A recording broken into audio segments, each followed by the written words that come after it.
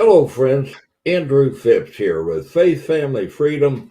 And as always, you know, I enjoy having guests on our programs, people that can add to the narrative and bring updates and good information. And I have a wonderful friend today, former state senator Jim Merritt from District 31 here in Indiana. What a wonderful friend. And he's doing so much even though he's no longer serving in the state senate. But he's doing good for the community and for the state. And uh, State Senator Jim Merritt, thank you and welcome to our interview today. Hey, Andrew, thank you very much for the opportunity to join you. And I always enjoy our conversations.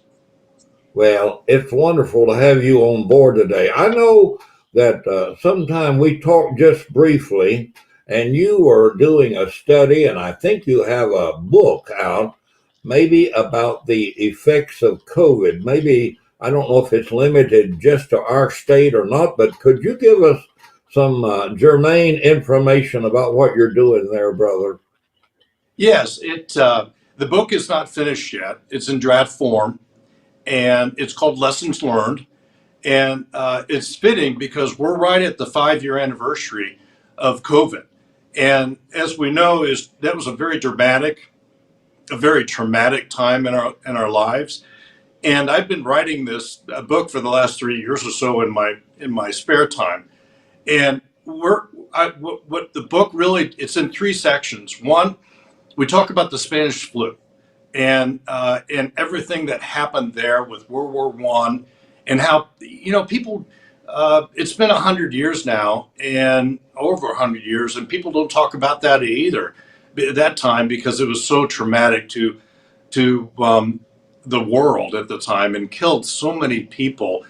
And in that book, in the book, we have 3 sections. One, it talks about the Spanish flu, as well as what America did in the 20th century to make medicine better. And for instance, FDR was laid up for 2 weeks with the Spanish flu. Well, he did not forget that when he became president.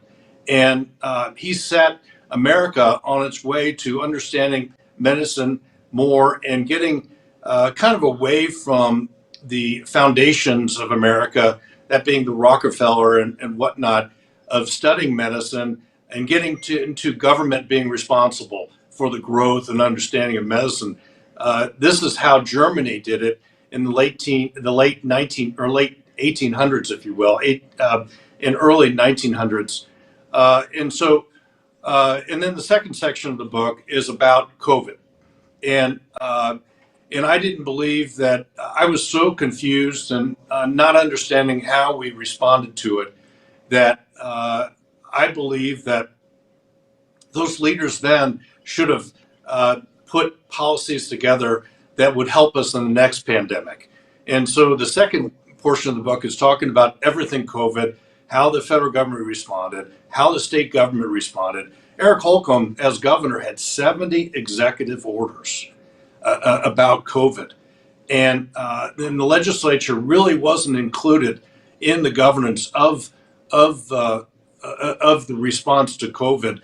And we talk a lot about how America and how Indiana was shut down, how religion reacted, how corporate America reacted, how education reacted, and what actually the lessons were learned in the third portion of the book. The third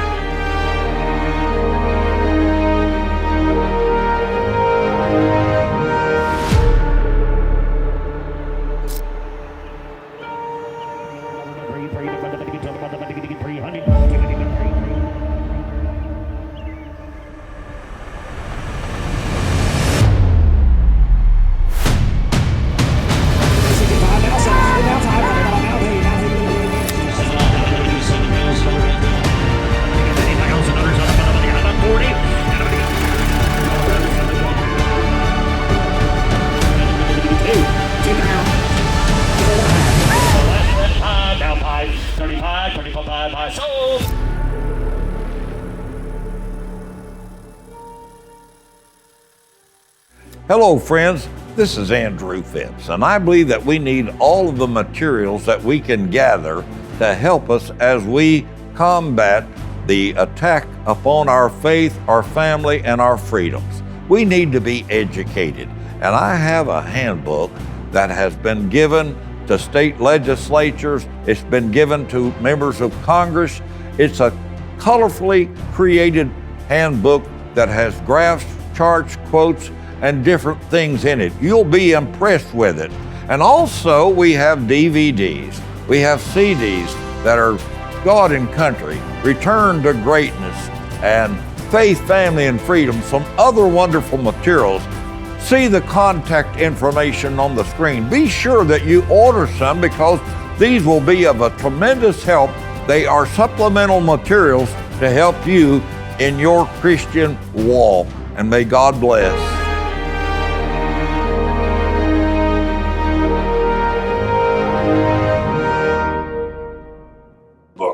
The third portion of the book is really an after-action report of what happened, but how we go forward and how we protect our institutions and really speak truth to power.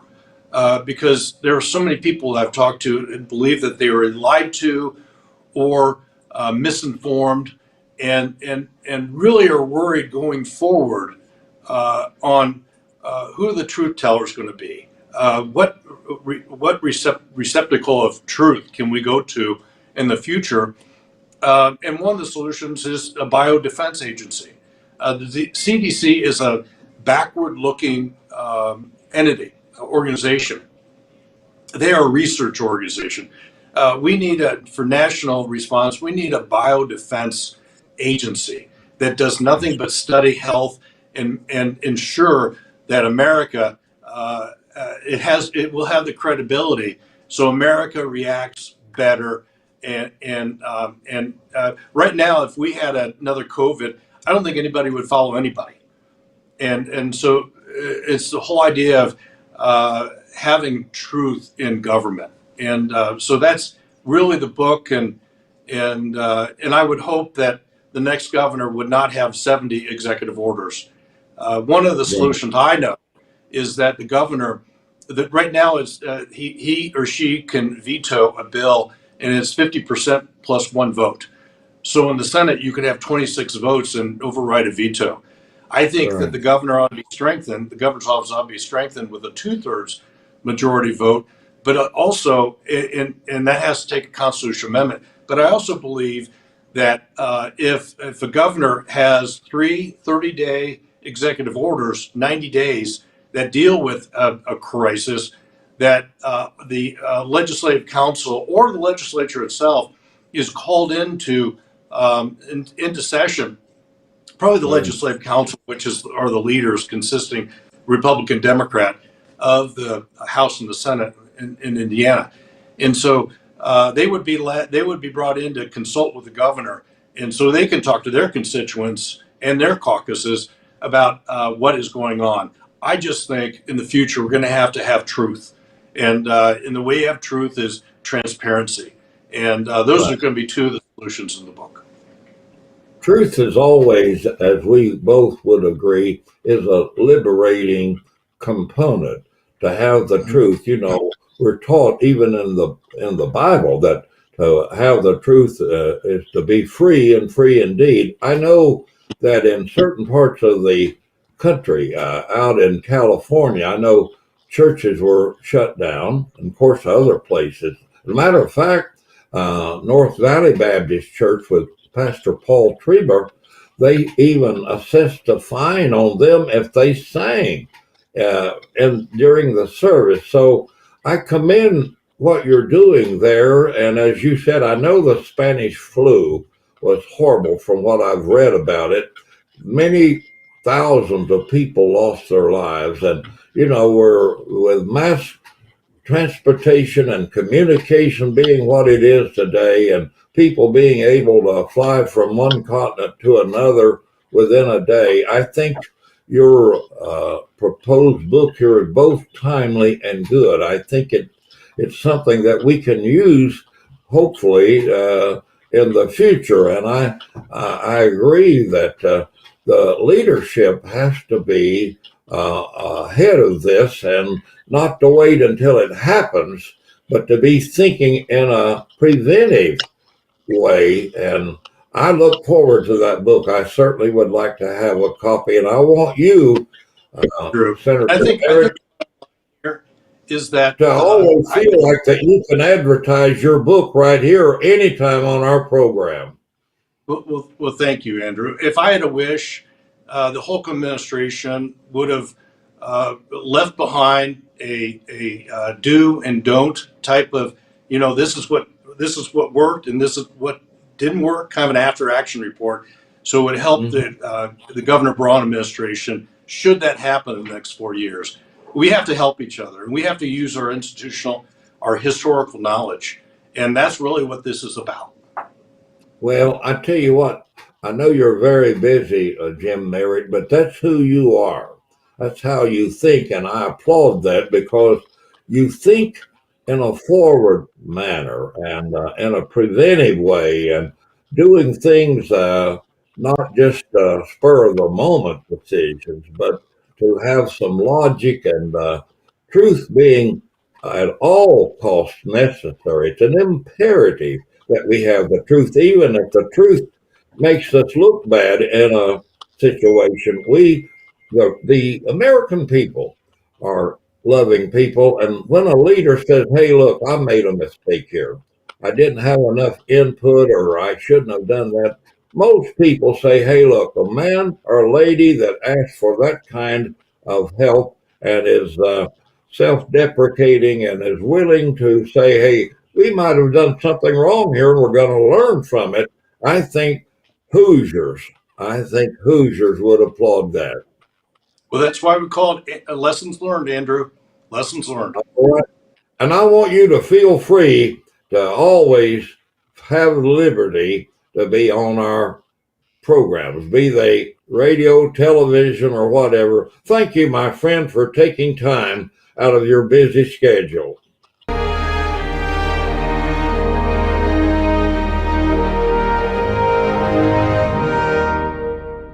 It will soon be time once again to set sail with your hosts Andrew and Shirlene Phipps. Soon it is the 2026 Singing at Sea Cruise, January 26th through January 31st, 2026. On board, you will enjoy music from 30 Southern gospel groups. You will enjoy 4 outstanding preachers, dine on delicious food, and it is a complete Christian family cruise. The bars and the casinos are all closed. To reserve your spot on this year's Singing at Sea Cruise, call Andrew Phipps at 744-4239, 765-744-4239, or find out more at Phipps-Faith-Family-Freedom.org. Keep in mind, this cruise sells out quickly. Just a small deposit will reserve your space, but act quickly. And again, the phone number to call is 744-4239, 744-4239 for the 2026 Singing at Sea Cruise, January 26th through the 31st, 2026, with your hosts, Andrew and Shirlene Phipps. Hello, friends. This is Andrew Phipps with Phipps-Faith-Family-Freedom, and we're so happy that you have joined us today. Let me give you a good announcement. We are now being broadcast on Spotify podcast, and we hope that you'll find us there. We want to have a lot of very interesting guests. We have had some super guests on our podcast heretofore, and we're looking forward to having people from all walks of life that we think can help us and bring something positive to the narrative of faith, family, and freedom. Look for us on Spotify. This is Andrew Phipps. Hey friend, this is Joni Phipps with Kinsman & Company, and I design and create King James Scripture products for personal and church use. If you're looking for King James gifts or items for your church, please check out our website. It's kinsmanandcompany.shop. And if you've shopped with us before, we want to thank you so much for your patronage. By shopping with Kinsman & Company, you are helping to support missionaries worldwide. And if you've shopped before and you haven't been there in a while, come look at our new products. Thanks.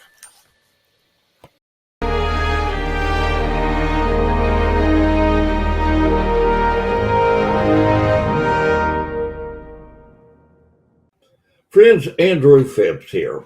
If you enjoy good music, I love it. And I know that most of you do as well. Good harmony singing where you hear the distinctive voices and you can hear great lyrics and in the compositions that are expressed through song and music, it just brightens my day. And we've had some great songwriters in the past.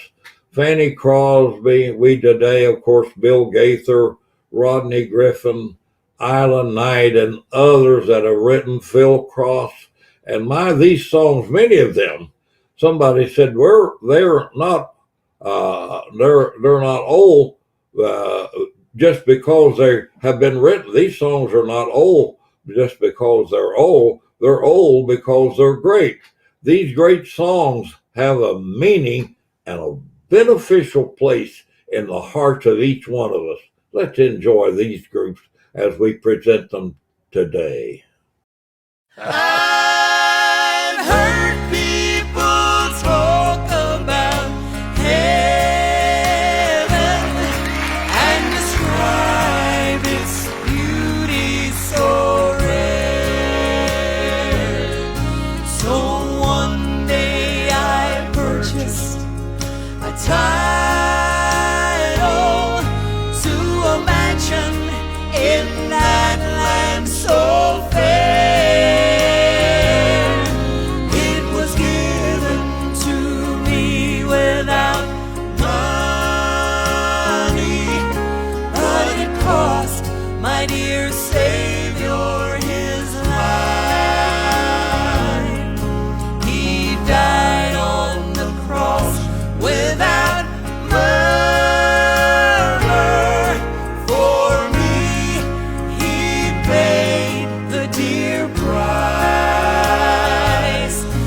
My deed was both signed and recorded the day Jesus saved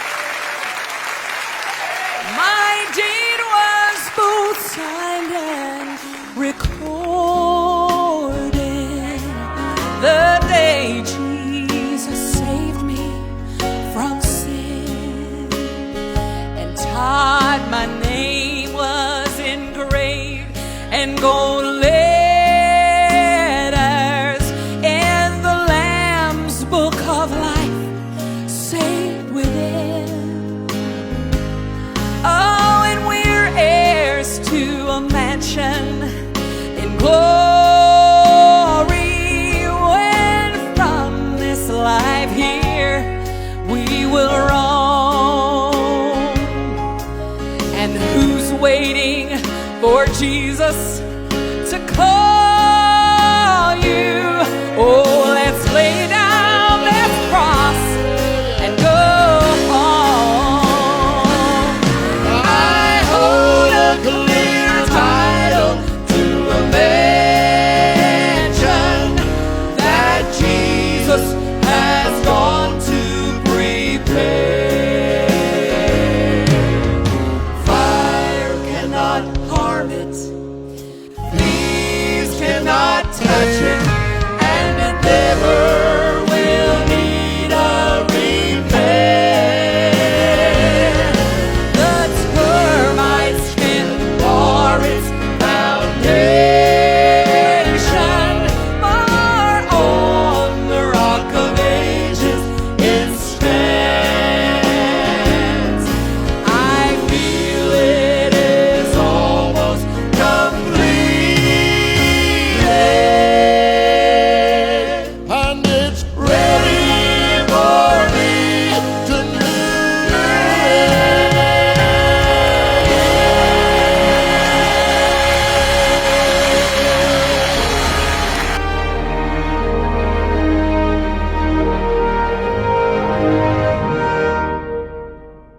And it's troubling to find out what we've been hearing in the media and different sources about the auto pen. It brings to the forefront the lack of credibility that so many of us have. Did Joe Biden actually sign these documents knowing what he was signing, or did he in fact not know and an instrument was used without his knowledge, giving the presidential seal, so to speak, to executive orders, proclamations, and whatever? We have instances where Joe Biden told even Speaker of the House Mike Johnson one thing and then completely did the opposite.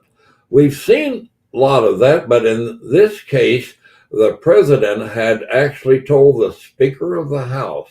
And so now we are faced with the troubling situation.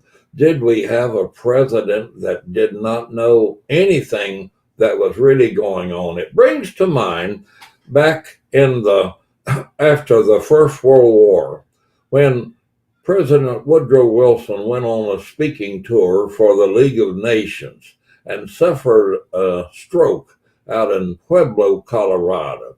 We now think, or historians think, that maybe Edith Bowling Wilson may have signed some documents.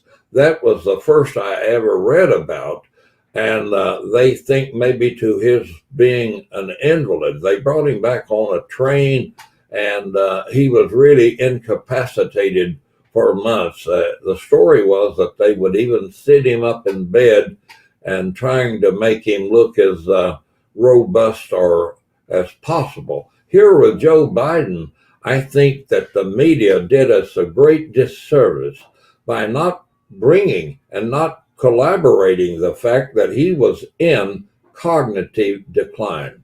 This man, obviously, when you see him, when he would speak, it was like he was in a far away place. And so now these documents, what is their validity? And for example, to continue on, these federal judges that are trying to say that President Trump must reinstate those people fired, that he felt that no longer their jobs were necessary. I think we have seen the federal courts, particularly out west in what Rush Limbaugh used to call the leftist court or the circus court. It was the Circuit Ninth Appeal Court. He called it the circus. Well, many of these judges have tried over the years. Phyllis Schlafly wrote a book about the usurpation of powers by the federal government and so on. And we've seen these courts do things that are not permitted by the Constitution, that go outside the Constitution. And times it makes you wonder, how did they ever pass a bar examination for a legal professional certificate? I think that we as concerned citizens, as patriots, people that like this kind of podcast, Faith, Family, Freedom, I think that we should put a lot of pressure on our representatives to continue the investigation. I think it will be very enlightening to us. We've seen so many dastardly things done by Joe Biden, giving preemptive pardons, pardoning his family, his brothers and sister and his wife and all the family members. What a tragedy. And to add insult to injury or injury to insult, what if we discover that no, he didn't actually sign these, that an automatic pen was used to give a signature? Was it in fact Obama that was pulling the strings, running the White House, and hiding behind the curtain, so to speak? Was Joe Biden just a puppet and being pulled by the strings to do this or do that, not answer questions, not have any news conferences, and then basically just stumble and bumble through whatever interrogations the media ask?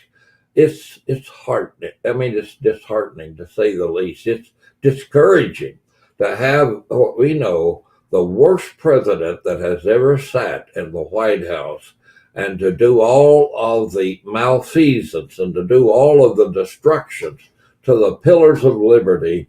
I think we should all demand further enlightenment. And this is Andrew Phipps. That auto pen is a big deal. I don't know, they're having, who's doing this? So when my people come up, Will and all of the people, Steve, they come up and, sir, this is an executive order. They explain it to me, and 90% of the time I sign it. 99% of the time I say do it, but they come up and I sign it. But you don't use auto pen. It's number one, it's disrespectful to the office. Number two, maybe it's not even valid because who's getting him to sign? He had no idea what the hell he was doing. If he did, all of these bad things wouldn't be happening right